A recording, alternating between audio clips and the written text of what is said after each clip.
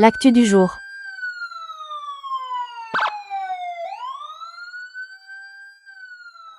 Salama daholo anao live kely tsotsotra androany. Live kely nahita frustration zandry kely. Ty Freeman izay ao amin'ny Raix TV no antony nanaovako anazy ty. Dia voaresahako kely ilay frustration par rapport amin'ny resaka hoe merina côté état fédéral, état unitaire. Marary vahoaka toliara tatrany sécurité alimentaire vonivonen'ny fahatany victiminalitra maso tsary nisy deuil national zay ta Madagasikara teto. Fa ino fa ako Antananarivo ty tatrany problème, miova problème national. Io tegna hita baribary tsara zo ty hoe fa mitanila fomba fitreten'ny fanjakana vahoaka Madagasikara eto. Robaka. Azoko feky raha ataon'ny fanjakana koa. Deuil national. Miaraka tsy haiko varira jiaby victiminalitra maso a Madagasikara tsara leky misy deuil national zegny eto. Tsy haiko tsy ampy tao mihina raketa toliara agny.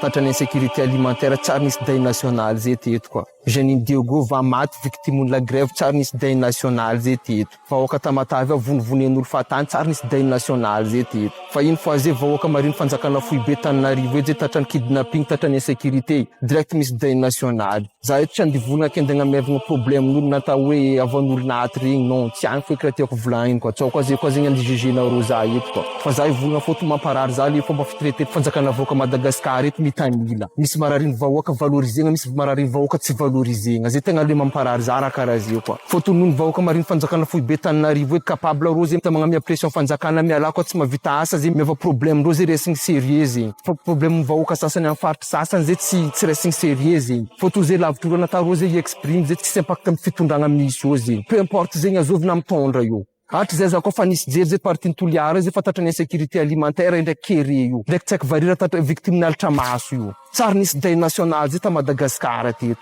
Avô problème tsara ndraiky niresiny hoe problème national zay. Fa ino fa ako Antananarivo ty tatrany problème, miova problème national. Io tegna hita baribary tsara zo ty hoe fa mitanila fomba fitreten'ny fanjakana vahoaka Madagasikara eto. Na ino zay fanjakana hypocrite karaha io zay vera vahoaka koa. Misy marariny sasany zay valorisegna, misy marariny sasany tsy valorisegna koa. Nefa samby marary fo zegny. Fa nono eto mariny fanjakana Foibe zegny, nindrô zay lasa valorisegna plus ny vahoaka sasany lavitry fanjakana Foibe marary rô sasany io koa. Na rô mi-exprime tsisy olo mitandregny rô, tsisy olo mitandregny. Miova marary exprime ndrô karaha tsy regny olo marary. Marary vahoaka toliara tatrany insécurité alimentaire vonivonen'olo fahatany victiminalitra maso. Tsy afaka mi-exprime, tsy afaka mandronga fanjakana zay na fanjakana io tsy mijery, tsy mivaky loha karakory rô agny.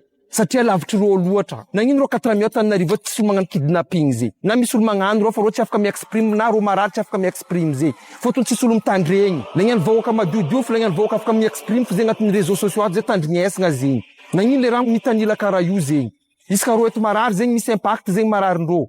Fa marary vahoaka Majunga tsy marary. Marary vahoaka Fianarantsoa tsy marary. Marary vahoaka Tamatavy tsy marary. Marary vahoaka Toliara tsy marary. Fôtony rô tsy afaka mi-exprime na mi-exprime rô tsy olo mitandregny. Ny Tananarivo ty fo misy olo mitandregny fôtony mariny fanjakana Foibe. Fanjakana hypocrite, système hypocrite, fitantangana hypocrite, mitanila raha jiaby. Robaka za magnambarinareo robaka zegny simba tsika. Bebe moa mitanga teto amin'ny firenena fa anisan'ny zavatra voaresaka matetika foana ty merina côté efa nisan'le resaka Betsileo iny tamin'ny farany. Resaka état unitaire, état fédéral. Dia le nresahako tao moa zany hoe nisan'le zandry namana iny ty Freeman amin'ny Raix TV nanao coup de gueule be le ry voaingana. Normal be le frustration. Frustration moa zany le hoe fa dia Antananarivo rery ve Madagasikara no ao Antananarivo foana fanapa-kevitra, ao Antananarivo foana ny zava-misy rehetrarehetra. Dia nisy discussion zay koa tamina Lakanopé sa Lakanapé tsy tadidiko izay resaka côté sy merina. Dia ny interpellé kely anazy izy natonga nanapa-kevitra hoe resaka an'ity zavatra ity. Resaka côté sy merina nanomboako azy dia avy eo resahako kely any amin'ny état fédéral sy état unitaire. Nefa mba azahoantsika le contexte dia mila miverina amin'ny tantara aloha tsika zany, miverina kely amin'ny tantara. Ny zavatra misy koa mantsy voaresaka kely aloha voalohany indrindra tamin'izy hoe maninona no teny merina no teny malagasy ofisialy rehefa miresaka any avy any amin'ny côté dia tsy azo Dia iny aloha no hitondrako an'izy. Raha ara-tantara dia Madagasikara dia firenena anankiray nitambatra. Efa natambatra na monarque anankiray zany, monarchie tsika taloha, zany hoe fitondrana mpanjaka. Tamin'izany moa zany Andrianampoinimerina nanao an'ilay hoe ny ranomasina ny valapariako i Radama koa nanampy an'izay ataoko hoe nanao conquête zany izy raha resahana, ohatran'ry Alexandre le Grand, ohatran'ry Napoléon sy ny tariny. Dia normal be raha ohatra hoe teny merina aloha zany, satria izay matanjaka ihany ny fiteny ampiasaina.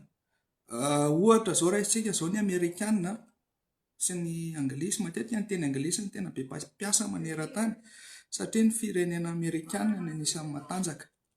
Dia ohatr'izay koa tamin'izany fotoana izany hoe nandeha ny mpanjaka merina niady tamin'ny Sakalava, nanambatra ny Madagasikara, dia izy moa natanjaka tamin'izany, dia normal be hoe teny merina no ampiasaina.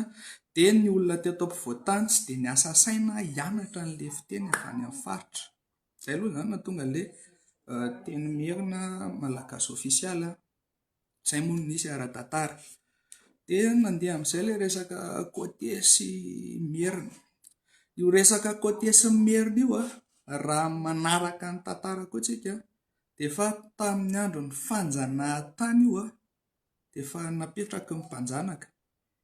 Ahoana moa hoe napetraky ny mpanjanaka? Tamin'ny andron'izany zany ny merina ilay resahako teo, merina ny teo amin'ny fanjakana monarchie, ary ny merina ataoko hoe mafy-loto amin'izany raha samy foko. Dia nataony mpanjanaka aloha izay nampalemy ny fanjakana merina, satria ny fanjakana merina natanjaka indrindra. Inona no nafahany nampalefaka ny fanjakana merina? Dia ny hoe zarazarao anjakana. Zarazarao anjakana. Tadio fa firenena nitambatra tsika zany no tedavy nosarahana. Dans l'unité. Unité zany fototeniny hoe unitaire, tambatra. Dia nezahana ny zaraina dia nampidinina ny merina sy ny côté, satria ilay fanjakana merina tiana ho fehezina zany tao anatin'ny fanjanahantany. Ity aloha zany remarque kely, tao anatin'ny fanjakana merina nisy ny andriana, nisy ny ova, nisy ny mainty, dia nisy ny andevo. Ireo zany nitaoko hoe caste anankitelo tao anatiny. Ilaina mantsy eo amin'ilay fanazavana rehefa avy eo. Tao anatin'ny fanjanahantany amin'izay tonga ny 7/7/1947. Tadiditsika angamba ny tantara tamin'izany hoe nisy ny mouvement démocratique de la rénovation malgache, ny MDRM. Niady moa zany ny MDRM tamin'izany. Dia tamin'izany koa nisy ny parti des héritiers de Madagascar na ny PADESM. Ny MDRM dia elita merina, izany hoe ilay andriana merina tamin'izany nahita fianarana tany ivelany no nanangana ny MDRM. Dia ny PADESM, ilay parti des héritiers zany, ilay natsiaro voailika, tafiditra tamin'izany ny mainty sy ireo elita côté, ireo ataoko hoe matanjaka tany amin'ny côte zany. Dia ny PADESM nitohana ny pouvoir colonial zany, tohana ny mpanjanaka tamin'izany ny fandona kely tamin'ny merina moa zany. Dia rehefa rava moa ny MDRM dia ny PADESM lasa PSD na Parti Social Démocrate, izay nentin'ny filoha Topoklahy Tsiranana. Teo zany dia efa nisy zany hoe fisarahana merina sy côté. Ny MDRM rava, ny PSD nandray ny fitondrana nanomboka tamin'ny 1960, izay nentin'ny filoha Tsiranana. Tao anatin'izay ny filoha Tsiranana dia nametraka mihitsy hoe ahoana ny ahafahana manamafy ny olona avy any amin'ny faritra tafiditra amin'ny machine administrative na ny mpiasa-panjakana zany. Nanao izy ny ataoko hoe nandefa mpianatra izy nianatra militaire tany Saint-Cyr, nanangana izy ny ACMIL, dia nanangana izy ny FRS. Donc miaramila zany avy any amin'ny faritra no namelony azy, dia napiditra olona maro koa izy izay tao anatin'ny Parti Social Démocrate, misy an'ireo mainty sy ireo côté, betsaka zany no nampidirina tany anatin'ny asa-panjakana, ny administration zany. Dia niongana moa izy tamin'ny androny Ramanantsoa tao koa mantsy mbola nisy parti socialiste malagasy anisan'ny fandodona tao tamin'izany. Dia Ramanantsoa moa nanala an'ilay resaka budget autonome iny. Resahako kely iny rehefa miresaka ilay état fédéral sy état unitaire rehefa avy eo. Dia teo Ramanantsoa nisy problème nifandona tamin'ny PSM, nifandona tamina parti avy amin'ny PSD any, dia avy eo 75 niakatra i Ratsimandrava. Ratsimandrava indray nanao an'ilay rafina fokon'olona izay ilaitsika koa rehefa miresaka ilay état unitaire sy état fédéral. Dia rehefa mipetraka i Ratsimandrava, izy nisy namono iny dia niakatra amin'izay Didier Ratsiraka. Dia même mécanisme ihany ny Didier Ratsiraka, izy socialiste, niaraka tamin'ny URSS, nametraka olona maro amin'ny administration avy any amin'ny faritra. Dia hidirako kely izany ilay hoe ao Antananarivo foana ny fanapahan-kevitra. Tadidio aloha fa be dia be izany ao anatin'ny administration antsika io no olona avy any amin'ny faritra. Raha mandeha ianao amin'ny birao-mpanjakana, be dia be ny avy any amin'ny faritra. Ray aloha izay. Ny faharoa, olom-boafidintsika be dia be koa ny avy any amin'ny faritra izay miasa eto Antananarivo, misy zavatra ataony eto. Eo izany ny tenenako kely hoe tena ilay Antananarivo ve ny olana, ilay Merina ve ny olana, sa misy koa ilay olona ilay atao hoe élite côtière izay mitsinjo ny tombotsoany manokana. Ilay fantatrareo koa izay resaka élite côtière izay sy élite Merina ilay resaka état fédéral sy état unitaire. Izay izany aloha no tiako hanazavana ilay Merina sy côté hoe zavatra efa nataontsika firenena iray nitambatra no zarazaraina tamin'ny fanjanahantany, nasiana ny hoe Merina sy côté, élite Merina contre élite côté, PADES contre ny MDRM. Dia za tena antsika génération amin'izao tokony efa miala amin'izay zavatra izay. Madagasikara no tokony jerentsika izany amin'izao, fa miala amin'izay resaka élite Merina sy élite côté izay antsika, satria hiteraka olana foana io ao aorianao.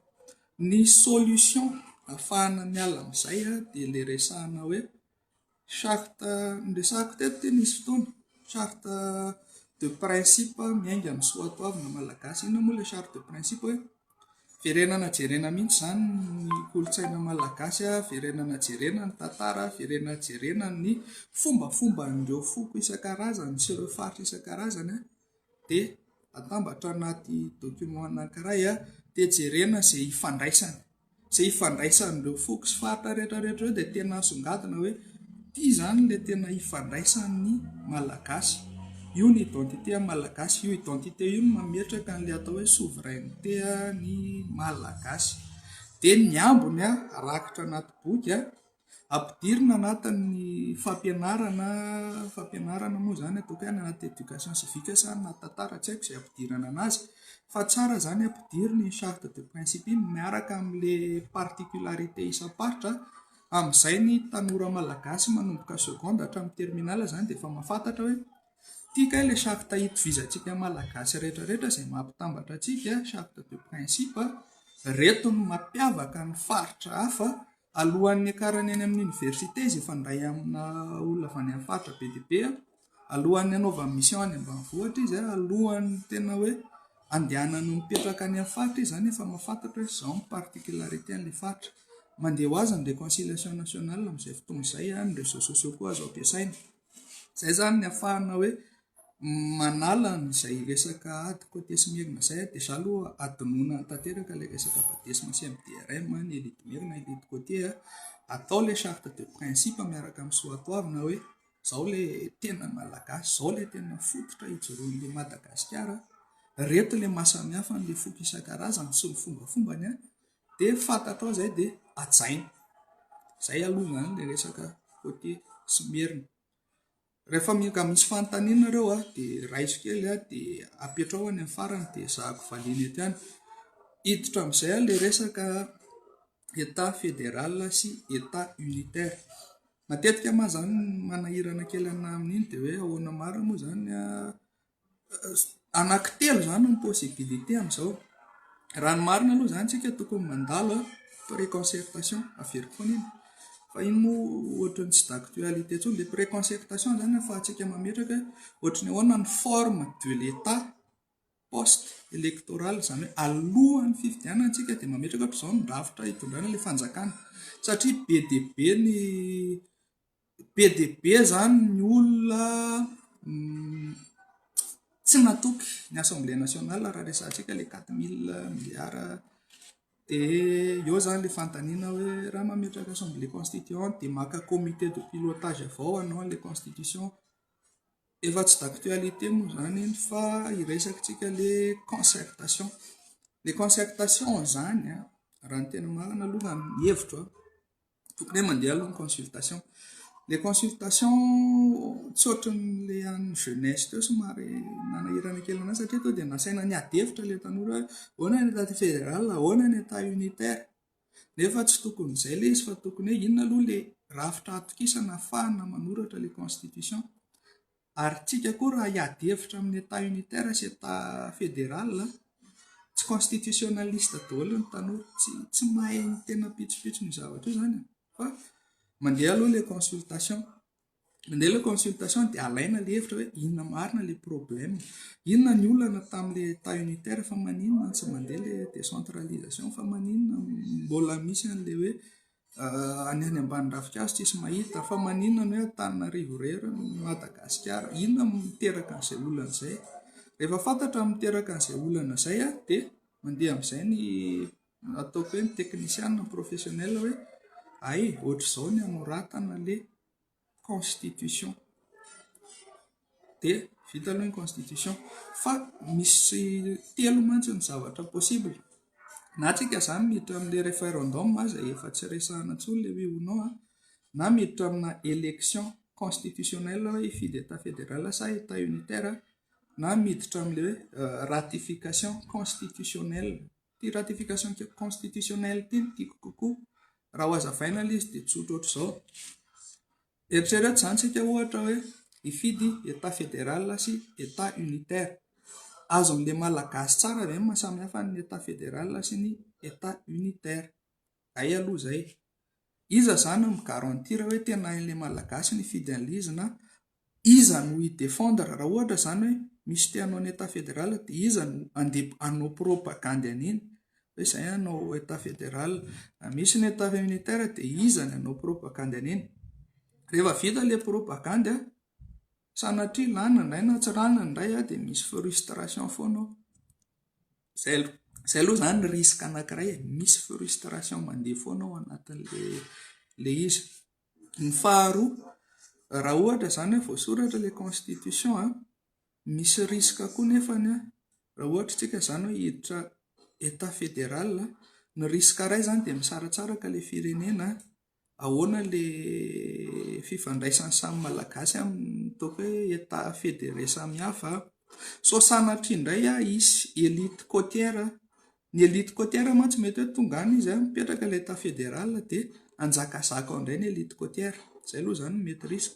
Ny état unitaire indray efa hitantsika io ny lesokany hoe tsy mandeha mihitsy ilay décentralisation effective, tsy manana ny autonomie ny faritra. Amiko zany efa expérience vécue le décentralisation amin'ny état unitaire. Fantatritsika kokoa le lesoko ao anatin'ilay izy. Lesoko ao ohatrany hoe raha ataoko zany ianao hoe hanao projet dia ho any amin'ny projet vaovao be ve ianao sa ho atao amina projet efa fantatrao hoe tia ny olana. Dia izay mahatonga ana amin'ny tena tokony ilay olana aloha zany ny alaina amin'ilay consultation alaina.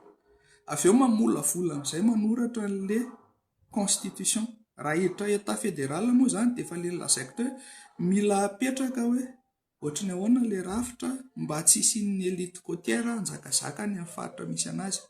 Raha hiverina amin'ny état unitaire dia efa fantatsika inona ny tokony amboarina mba tsy hanjakazaka be ilay aty amin'ny centre fa tena hisy ilay décentralisation, hisy ilay budget autonome, hisy ilay autonomie de gestion any amin'ny faritra satria io ny tena mahatonga ilay frustration hoe tsy mahaleo tena ny avy any amin'ny faritra fa aty Antananarivo foana fanapahan-kevitra. Dia ireny zany nalany ny état fédéral, nalany ny état unitaire mba efa mazava fa akoatran'izay nefa tokony tonga any amin'ilay vahoaka mazava tsara ilay izy hoe raha hiditra amin'ny état fédéral nareo dia reto daholo ilay zavatra, iny amin'izay ilay concertation. Raha hiditra amin'ny état unitaire nareo dia tia amin'izay ilay zavatra ao anatin'ilay constitution. Raha tia ilay olana, tia ny hamahana ilay olana amin'ny état fédéral kanefa tia mety ho risque. Raha tia ilay olana, tia ny hamahana anazy amin'ny état unitaire fa tia ilay risque. Ny constitutionnaliste zany tokony manao an'izay ary tokony transparent hoe iza le constitutionnaliste manoratra n'ilay constitution zany mila mazava tsara. Fa ny tsara indrindra amiko hoe ratification constitutionnelle. Le ratification constitutionnelle le ilana le hoe CPL na komitim-bahoaka ifotony. Mécanisme an'io zany hoe constitution anankiray ihany no soratana fa ny article amin'io dia ratifiena manomboka any amin'ny fokotany. Izany hoe hoentina any amin'ny fokotany mihitsy ilay constitution, vakiana dia hazavaina. Zao ny ao anatin'ny constitution, zao ny olana tamin'ny décentralisation, zao ny hamahana anazy. Nanjaka loatra amin'ny présidence, nanana pouvoir loatra, zao ny hanamboarana azy. Dia vakiana. Rehefa ekeny any amin'ny fokotany rehetra ilay izy, izay vao miakatra eo amin'ny commune. Raha ohatra izany misy tsy manaiky eo amin'ny fokotany dia raisina ilay zavatra tsy nekeny, raisina fotsiny aloha, dia ratifiana ilay izy fokotany, miakatra indray manko any amin'ny commune, hazavaina amin'ilay commune eo amin'ny commune indray hoe tary amin'ny fokotany ohatr'izao tia misy zavatra tsy nety tamin'ny zareo, reto nekeny daholo fa reto tsy nety tamin'ny zareo. Dia monsieur concerté indray eo amin'ny commune, ohatr'izao indray zany ny anaovana an'io hoe raisina indray ny fitambaran'ilay hevitra ny tao amin'ny commune, hoentina mandeha district, dia ohatr'izay mécanisme amin'ny district dia hoentina makeny amin'ny national amin'izay niveau national. Dia tia ny constitution ny ratifiena ny rehetrarehetra, reto ny texte efa ekena ny vahoaka rehetrarehetra, dia reto ny texte mila anaovana amendement. Sarotsarotra kely ilay zavatra resahako nefa mila azontsika izany izay hoe misy karazany ilay izy hoe na miditra amin'ilay élection na miditra amin'ilay ratification. Izay ho mahatsara ilay ratification zany hoe tena miditra any amin'ny foakany mihitsy ianao any amin'ny fotony, dia miakatra dia mahazo constitution ekeniny rehetra, dia izay zavatra tsy nekeniny rehetra zany anaovana amendement amin'ny alalan'ny assemblée nationale, dia azo ilay constitution vaovao. Raha ho fitiniko tsotsotra ilay izy zany dia hoe misy risque ny mampifidy fotsiny ny olona hoe état fédéral sa état unitaire. Ny risque voalohany dia mety tsy ho azon'ilay olona akory hoe inona ny ao anatin'ilay texte ny état fédéral sy état unitaire. Ny risque faharoa dia mety hisy olona hanana tombotsoa manokana ohatra amin'ny état unitaire na amin'ny état fédéral hametrahany fahefany, dia ilalao an'izay izy dia hanao propagande izy hoe Antananarivo irery no manapa-kevitra fa ataovy état fédéral io, na hoe misaratsaraka betsika fa ataovy état unitaire nefa ilay fondement ilay texte tsy mazava. Dia ny risque fahatelo hiteraka frustration satria misy olona mieritreritra mihitsy hoe efa tokony ho lany ilay état fédéral nefa mety état unitaire tampoka ny lanina, misy tesitra hoe tokony état unitaire nefa état fédéral, dia hisy frustration foana zany malagasy. Dia izay mahatsara ilay ratification constitutionnelle, atao ilay consultation, alaina ilay problème, soratana mazava ilay constitution miaraka amin'ny hoe tia ilay olana dia tia ilay vahaolana ao anatin'ilay constitution, hoentina any amin'ny fokotany dia ratifiena tsikelikely, izay tsy mety dia atao amendement. Mikasika an'ilay resaka côté Smerina indray, manao an'ilay ataoko hoe manao an'ilay charte de principe, misy moyen be dia be anaovana an'iny, tsy haiko hoe hevitra ny anahy moa zaraiko hoe ilay charte de principe zany tokony miainga amin'ilay fahafantarana koa hoe ohatry ny ahoana ny particularité an'ny foko, ohatry ny ahoana ny zavatra hitovizan'ny malagasy rehetrarehetra, dia mamoaka an'ilay soatoavina iraisana, dia mampafantatra amin'ny rehetra hoe inona ilay tsy hitovizana, dia mitovy ny tandinokanga ny vahoaka malagasy rehetrarehetra. Hevitra ny zaraiko mety sarotsarotra miasimile an'ilay izy fa raha misy fanontaniana dia apetrao ihany, dia zahako hazavaina rehefa miverina miconnecté na valiako izao ihany satria rehefa hijanona mety afaka 10 minutes eo hijanona. Dia izay zany ny anahy fomba fijeriko an'ilay hoe aleo ialana mihitsy ilay resaka côte Merina Padesma, MDRM, fa Madagasikara aloha tsy miditra amin'ilay zarazara ao anjakana zany manahirana fa aloha tsika mijanona unité anankiray foana hoe malagasy mametraka ilay souveraineté du peuple, souveraineté de Madagascar, izay koa vao mandeha any ivelany. Iny mbola tsy ho resahako ilay fandehanana any ivelany iny fa rehefa mipetraka tsara ny eto Madagasikara dia milamina tsika. Raha misy fanontaniana moa izany dia afaka apetraka fa asiako résumé foana ihany hoe miditra amin'ilay charte de principe ny soatoavantsika tena mifanaraka amin'ny vahoaka malagasy hoe inona ny iraisana dia inona ny tsy itovizan'ireo foko isan-karazany sy ireo faritra ireo. Mampilamina an'ilay côté Smerina. Mila mifankalala amin'ny malagasy satria iny charte iny izay particularité ao no entina ny amin'ny fampianarana ny amin'ny éducation civique seconde, première, terminale alohan'ny hidirany any amin'ny anjerimanontolo na andehana mipetraka any amin'ny faritra izany ny olona iray mahafantatra tsara ohatr'izao ny zany Madagasikara zany. Miditra ratification constitutionnelle mandeha tsikelikely avy any amin'ny fokontany miakatra izay tsy ekena dia atao amendement. Raha ohatra moa tsy maintsy hiditra an'ilay élection constitutionnelle izay efa resahana amin'izao dia tena mila voasoratra mazava tsara ny raha atao hoe fédéral na atao unitaire, voasoratra mazava tsara ny arofanina zany ialana amin'ilay hoe raha fédéral tsika dia misy élite côtière manjakazaka any amin'ny faritra any dia efa tsy ho voafehy intsony izy fa efa izy no manjaka any. Raha hiditra état unitaire tsika dia tena décentralisé fa tsy ilay centralisme hoe tena omena budget autonome amin'ny faritra, omena ny autonomie de gestion sy ny autonomie amin'ny fanapahan-kevitra rehetrarehetra fa ny état central dia appui technique sy équilibre fotsiny. Izay ny vitany amin'ity l'AFT lavalava kely ilay sady ohatran'ny mety mbola sarotsarotra amintsika ny miassimiler an'ilay izy fa mbola hitady moyen tsotra ahafahako miprésenter an'ilay hevitra.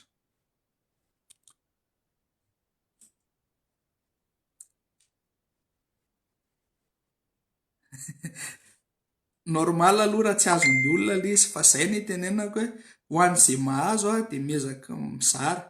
Tsotra be fotsiny ilay izy ohatran'ilay niresahako teo hoe na tsika mandalo an'ilay ratification ho entina eny aminareo eny fotony eny ilay texte, ilay lalàna mihitsy no entina eny dia vakiana aminareo eny dia manaiky nareo hoe tena ekenay mety aminay zany mamany olanay zany dia izay vao miakatra commune dia izay vao tonga any amin'ny national tena miteny hoe reto ny ekeny rehetrarehetra.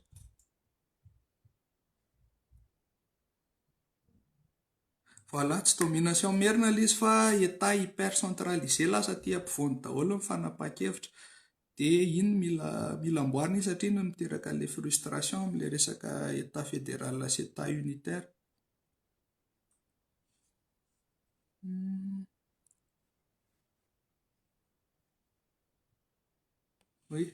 Izay mihitsy ilay izy raha misy tavela amin'ny faritra sasany be dia be ny olona avy any amin'ny faritra miasa aty Antananarivo, miasa amin'ny état central, ny olom-boafidy dikan'izay mety tsy manatanteraka ny asany kory zareo ireny na tsy mijery an'ilay olona any amin'ny faritra misy anazy.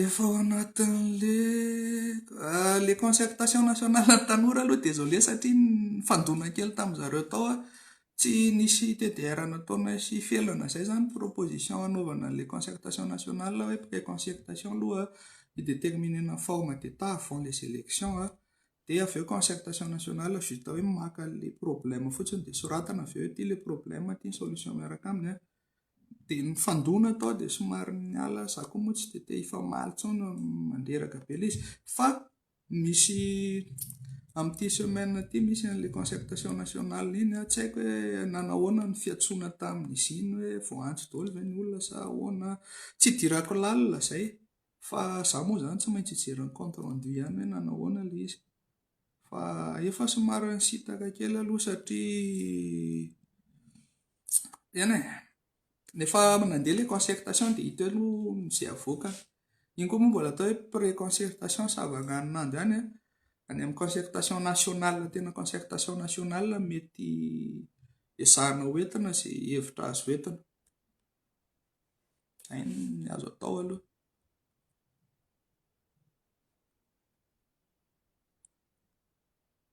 Teny Komoriana. Ie, azo kany hoe sarotsarotra amin'ny olona mahazo an'ilay zavatra resahako a. Zay koa no nahatonga anahy moa zany niezaka miresaka tamin'ireo minisitra ireo ihany fa bon, misy conseiller mahay be ao.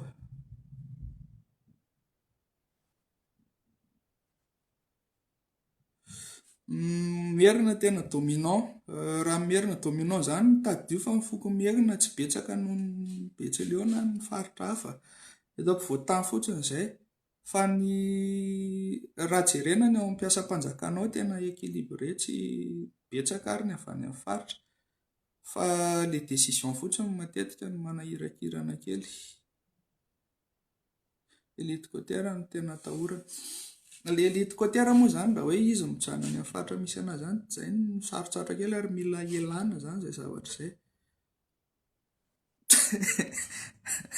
Zamanany alina raha ihany fa izany filoham-pirenena izany bainina tsy aloka ihany manao El Soltero dia manao voyage, manome hevitra fa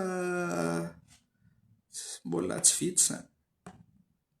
Aleo aloha mipetraka tsara fa matimaty foana. Zara hevitra ihany ny antsika. Teknisiana raha ohatra izany misy filoham-pirenena mila teknisiana dia mazoto ny tenako, na misy député mila teknisiana ifampiresaka dia mazoto ny tenako.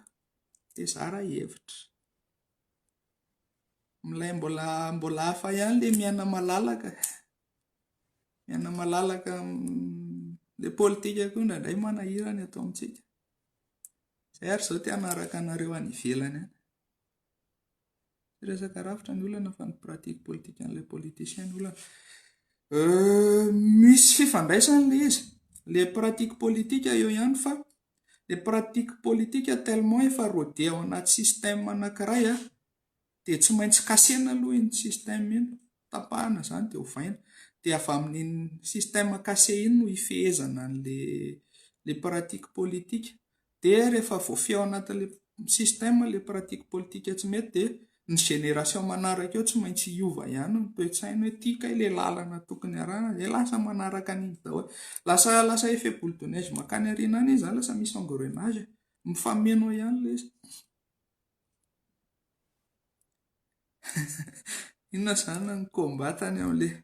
Ireny moa izany ataoko hoe secret d'instruction tsy afaka dia ho resahako be eto fa any amin'ny fitsarana mahafantatra an'ireny rehefa mbola tsy nisy communiqué avy amin'ny avocat na avy amin'ny fitsarana dia mbola secret d'instruction fa mafimafy ilay tany, mafimafy. Tena mafimafy. Tena mafy.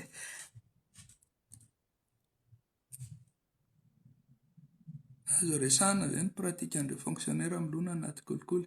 En fait, izay izao resaka iray ao anatin'ny énigme et paradoxe. Ny kolikoly izany eto amintsika nisy nieritreritra tamin'ny voalohany hoe efa pratika courante ilay izy. Fa raha ny tena marina tsy tia hanao kolikoly ihany ny malagasy fa mandeha misy ahoana moa ny ilazana an'izany. Misy foana izany ny olona tena mampanao an'ilay izy.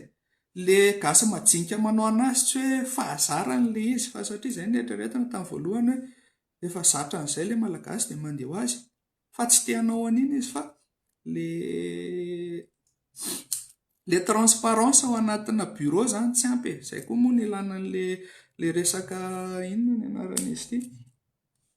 Misy pratika anankiray izay zany hoe tokony afficher daholo bonne gouvernance anatina birao tokony afficher daholo ny hoe ohatrany ahoana ny zavatra tokony atao, ohatrinona ny vola aloha, inona ny tokony atao, dia tokony misy boîte de doléance hoe raha misy olona tratran'ny kolikoly dia afaka mitory. Fa ny problème moa izany any amin'ny Bianco ny tena mahay an'iny fa ilay pratika moa tsotra be hoe tazotazomina eo ny dossier-anao rehefa tsy manome kely ianao e. Na hoe izay manome ihany mahazo tombony fa majinika taraiky ery. Dia izay ilay resahako tamin'ilay farany iny hoe misy réseau be anankitelo. Ilay réseau ana mafia manakarama ilay administration mba hamafamafa dossier sy ny tariny any. Dingana amin'ny concertation nationale angamba miandry ny FFKM tsika dia miandry ny comité de pilotage ny tenako manokana aloha tsy mahafantatra mihitsy hoe ohatran'ny ahoana ilay dingana fa raha mijery an'ity nareo amin'ny FFKM sy ny ao amin'ny ministera izany dia misy resaka hoe tsy mazava loatra ilay dingana sy ilay note conceptuelle dia mba misy olona mangataka io izany hoe ataovy mazava ilay note conceptuelle ahafahana mievalue ny résultat izay moa ilay hoe indicateur KPI Key Performance Indicator izay nresahako tao amin'ny basy vava nisy fotoana.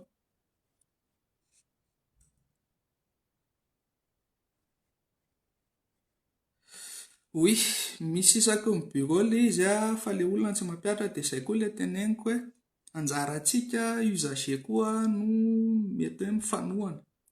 Mila mifanohana kely izany tsika raha hoe mahita kolokolona ohatr'izany amin'izao fanavaozana izao ny fanararaotana mandefa an'ilay izy eny amin'ny réseaux sociaux eny amin'ny rehetrarehetra eny nizaraona anonyme raha fa plus nareo mizara an'io zavatra io plus matahotra ny olona hanao an'ilay corruption. Fa lasa corruption ilay resakantsika fa tsy ilay any amin'ilay resaka charte de principe ho an'ny soatoavina malagasy sy ilay côté simerina izay mila sorona sy ilay ratification constitutionnelle élection constitutionnelle fa tsy maninona. Bon, efa ho amin'ny valo mety efa tsy dia misy fanontaniana betsaka intsony. Andraso hoe tena isy ve nefa ilay concertation nationale avant élection sy toa mbola lerono mantsy toa mbola variana sy manodikodin-dresaka. Hatreto aloha izany tsy maintsy io satria ataoko koa hoe na ny vahoaka ary angera tsisy ny concertation mety hanahirana. Dikan'izay tsy maintsy izy io ary condition mandehandeha any amin'ny Union africaine SADC Union européenne any koa io zavatra io donc tsy maintsy ho atao ny concertation fa izay fotsiny ilay note conceptuelle sy ilay dingana mila atao mazava tsara.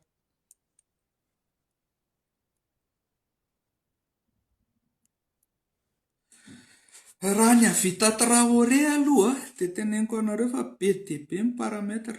Mila matanjaka be izany ny mpitondra anankiray vao mahavita manao Traoré izany satria misy parametra maromaro izany ny relation internationale izay tsy ahafahan'ny firenena anankiray miala raha tsy tena manana ny atao hoe souveraineté de l'État izy dia sahirakirana kely satria ny aide internationale ao anatiny ataoko hoe na hitrandraka ny volamenantsika ary tsika hitrandraka ara-dalàna moa izany na hitrandraka ny nickel, cobalt sy ny rehetrarehetra mila infrastructure, mila teknôlôjia, mila vola, mila lalana. Tsika nefa mbola tsy manam-bola ahavitana izay fa tsy maintsy manao partenariat amina firenendehibe anankiray.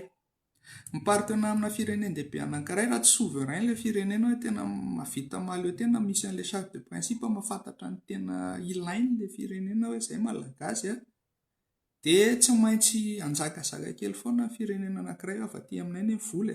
Anjarantsika izany mametraka ilay négociation mazava tsara hoe aiza ny intérêt amin'ny vahoaka malagasy. Na ho any andefana, na ho any atsinana, na ho any atsimo, na any avaratra rehefa tsy mipetraka ilay mahainao anao ilay Madagasikara dia mitovy foana rehefa tsy mipetraka ilay souveraineté. Mila matanjaka koa miaramila izay izao tsy nahazahoantsika ny Ilse Parsa mihitsy. Donc Traoré izany na tena manao accord dia miala amin'ny anankiray mihitsy dia lasa adversaire-ny anankiray.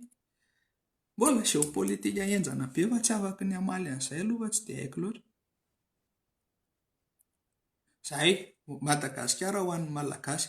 Miainga amin'izay ny zavatra rehetrarehetra hoe Madagasikara ho an'ny malagasy araka ny tenin'ny Andrindraina Rasy ity rehefa mbola tsy hapetraka tsika izay dia mbola tsy mipetraka. Oui, normalement tsy tokony hisy adipoka satria izaho zao efa mivezivezy eraky ny faritra eto Madagasikara matetika mandinga miala tsiny fa ny mpanao politika ihany no miteraka an'io ady io indray satria izaho miasa tany Morondava, niasa tany Tuléar, niasa tany Diego tena hoe ny aty Antananarivo matahotra hoe mitandrema amin'ilay olona any fa ohatrohatr'izao ireny olona ireny. Nefa izaho tonga tany tena raisiny zalahy milamina tsara any avaratra, milamina tsara any atsimo. Zareo ihany koa miteny anareo merina rehefa tsika merina izany malaza fetsifetsy ratsy-saina koa rehefa tonga any nefa rehefa tena tsotra ianao miara-miaina amin'izareo any dia milamina be. Tena hoe tsy tokony hisy ilay izy fa misy mamboly. Tena izay araka ny tenin'ny avinika izay misy mamboly dia izay no ilana ilay hoe charte de principe. Fantatra ny itovizantsika malagasy rehetra, fantatra ny mahasamihafa antsika, ampianarina ny ankizy dia mbola any amin'ny seconde hatrany amin'ny terminal dia milamina ilay firenena. Izay no ela mankasitraka anareo nijery dia mirary soa antsika. Lavalava ilay izy fa mety tsy ho vita résumé, mety ho ataoko résumé kely eo amin'ny page ihany ilay resaka rehefa avy eo mba ho hitan'ny rehetrarehetra. Fa izay moa izany mitsetsatsetsatra kely dia marary soa dia mitandrema daholo satria mbola tsy fantatra exactement inona ny zava-misy amin'ilay tsy fandriam-pahalemana be dia be amin'izao. Efa nitondra fanazavana kely momba an'iny ihany fa ny tsara indrindra dia mitandrina, asio ny andro masom-pokon'olona, ampiatrao ny komitim-bahoaka ifotony satria sady ilaina eny amin'ny andro masom-pokon'olona, ny ilaina eny amin'ny fifidianana sy fokotany, no ilaina eny amin'ny faka-kevitra. Na tsika eny amin'ny fokotany ary dia afaka mametraka an'iny, tsy mila hoe vola fa ho anareo izay fokotany mba liana ny ametraka an'ilay komitim-bahoaka ifotony dia mandefandefasa ihany afatra miafina aty aminay fa mety ezahana omena appui teknika kely nareo. Saotra indrindra. L'actu du jour. N'oubliez pas de vous abonner. Cliquez sur le bouton abonner et activez la notification cloche.